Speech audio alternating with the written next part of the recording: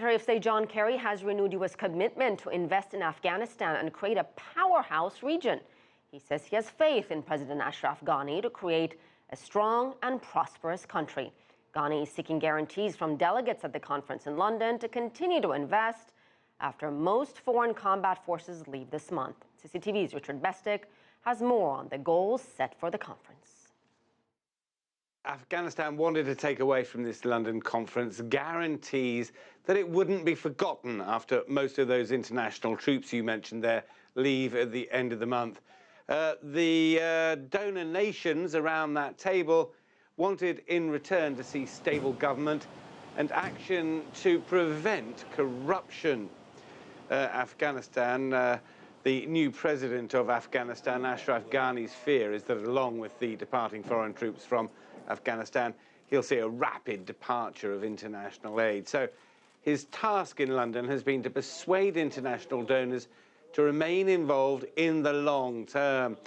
He presented to those 50 nations represented around the table what he called a plan for a decade of transformation. He knows full well, though, that political and economic transformations often come with a high price tag, and that is now his dilemma, getting the international community to stump up. That was CCTV's Richard Bestick reporting from London. Well, for more on the situation in Afghanistan and the news coming out of that conference in London, I'm joined by Michael Kugelman. He's a South Asia policy analyst. Michael, thanks for being on the program. So what does Afghanistan need the most right now? Well, first of all, it needs reassurance. It needs assurance that it's not going to be abandoned. And I think it's getting that. It's been getting that repeatedly from John Kerry, a lot of public statements saying that Afghanistan is not going to be abandoned.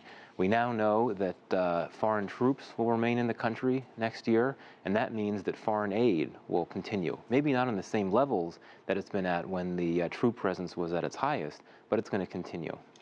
Do you think there's enough confidence in Afghan security personnel? We saw what happened in Iraq when U.S. troops left. Is this the type of security force that can fight violence, that can prevent violence? Well, I think it is. It's easy to assume that these Afghan security forces are simply not ready at all, given all of the violence in Kabul over the last few weeks. But I think what's happened is that thanks to support and training from the international community, Afghan security forces have improved in terms of capacities, to the point that the Taliban, in my view, is not in a position to take over large amounts of territory. And in that regard, because of that, it needs to resign itself to committing suicide bombings in Kabul, which it can do. These are isolated attacks. It doesn't involve taking over land. So in that regard, these suicide bombings are a terrible thing, but in some ways it suggests progress in the sense that it's all the Taliban can do now. There's nothing else that it can do. How much support do you think Taliban still has inside Afghanistan? Well, I think that when Afghans went to vote earlier this year, they turned out in huge numbers. They defied threats from the Taliban, which is saying, don't go out and vote, we'll kill you. And I think the fact that so many people came out to vote was really a way of discrediting the Taliban. And that suggests that support for the Taliban is really a lot lower than it had been. Certainly, there are people that support the Taliban because they want to join it and fight for it because they'll get a paycheck. And that's a commentary on the troubled state of the economy in Afghanistan. But in terms of widespread support, I really don't think it's there. A big difference from 2000.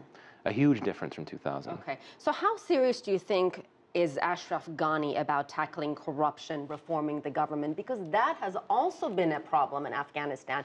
Corruption, bribery. I think that Ghani certainly has the right profile, the right pedigree. He spent a long time as a World Bank official. He co-authored a book called Fixing Failed States. He's known as someone that wants to do reforms. The question is, how much can he, as one single person representing one government, do in a country that has these long-standing structural, pathological issues of corruption?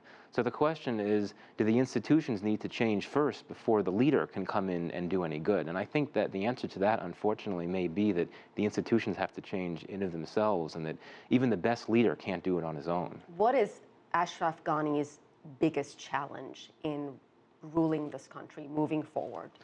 I think that the biggest challenge is the most immediate one, and that's the security situation.